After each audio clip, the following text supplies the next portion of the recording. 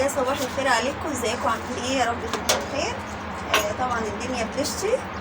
صحينا بقى النهارده بعد ما شغلت الغساله وحطيت الغسيل فيها، بفتح كده لقيت ايه الدنيا بايظه. فايه الحمد لله بقى. واخيرا بصوا النسكافيه مش هنشرب بودره بلاط تاني. عايزه اقول لكم يعني شربنا كميه بودره بلاط مش قادره اوصفها. فجبت بقى بصراحه ايه اللي هو ايه اللي بيتقلب بالمعلقه ده. هو التاني بصراحه اسهل وجميل، يعني تفضي كده واللبن سخن كده وخلاص كده شربت. لكن ده بقى ايه يقطع نفسك على الصبح كده. فقلت ايه عقبال ما الغسيل بتاعنا يخلص خلينا نحطها كده. قلت بقى اتسلى كده عقبال ما الغساله تخلص اعمل لي بقى ايه كوبايه نسكافيه كده الواحد يصحصح. انا ساعات احب اشرب النسكافيه بتاعي كده في البلكونه. بصوا شايفين منظر الزرع كده جنبي بيبقى ما شاء الله منظر ايه حلو.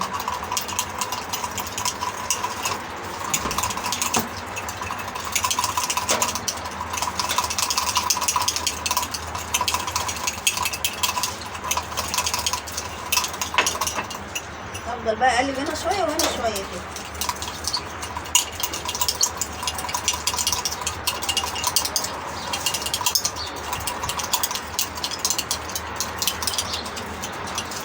هي شكلها مش هتبطل النهارده، بس احنا ايه هننشر الغسيل بتاعنا ونحط عليه مشمع وان شاء الله ينشف.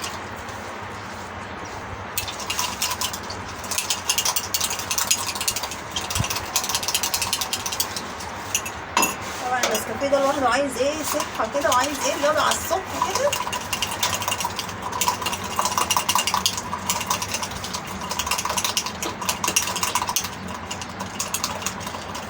انا طبعا بحب اشرب النسكافيه باللبن، مش بعرف اشربه من غير لبن، بحس طعمه كده مش حلو.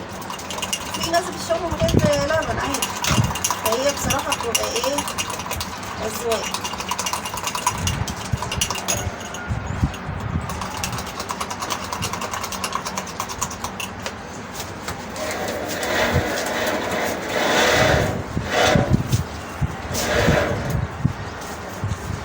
الهوا جامد اصلا.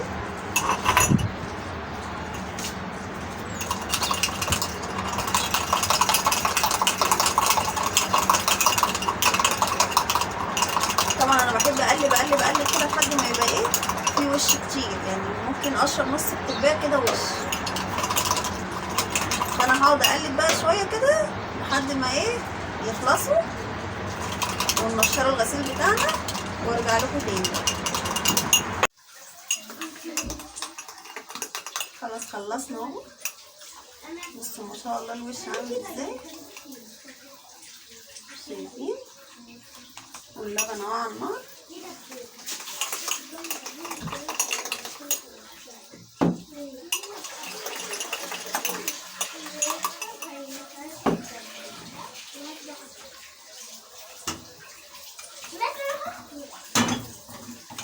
نشربوا بقى النسكافيه بتاعنا كده ونصحصحه ونشوف اللي ورانا ايه.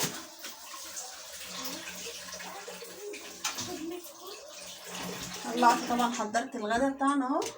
قلت بقى ايه بعد ما اخلص كده ونشوف الغسيل بتاعنا وهنعمله الاكل. بصوا ما شاء الله الوش عامل ازاي، شايفه؟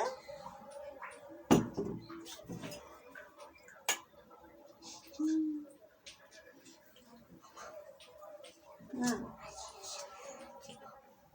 استني نخلص. انتوا قلبتوا معايا كتير. عايزه اقول لكم بقى ايه مش انا اللي مقلباها كلها، يعني انا عطيتها لعيالي ايه يقلبوا لي شويه كده.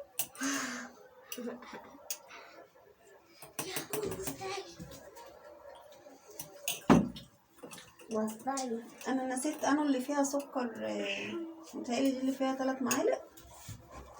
يلا مش مشكلة بقى. بس كده خلاص. هشرب بقى النسكافيه بتاعنا وبعد كده نشوف بقى الغسيل. خلاص اهو شربت النسكافيه وصحصحنا كده وفوقنا. نشوف بقى ايه اللي ورانا. طبعا غسلت الابيض اول حاجة. بصوا ما شاء الله كده الابيض يتنشر، حاجة تفرح القلب كده ما شاء الله. طبعا انا بغسله بحط في الغسالة كلور وعجينة بتتجاب من عند الراجل. قول له عايزة العجينة اللي هي بتتحط ايه على الابيض، هتخلي لك الغسيل ده قشطة قشطة قشطة. وساعات في الغالية بحط بيطاس، يعني بحط كلور وعجينة وبيطاس.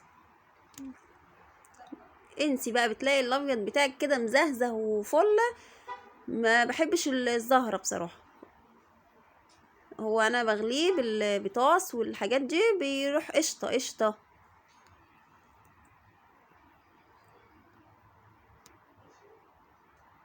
والشرابات طبعا ايه ما اخدتهاش على الغساله، اخدتها كده في كروانه صغيره كده، لان طبعا احنا كده كده الجو ساقعه وشتا فما فيش عرق ولا اي حاجه. فحطيتهم كده في كروانه وحطيت شويه اريال وشويه كلور برضو صغيرين كده وعلى ايدي كده، وسبتهم بس 10 دقايق وبعد كده اخدتهم على ايدي وخلاص.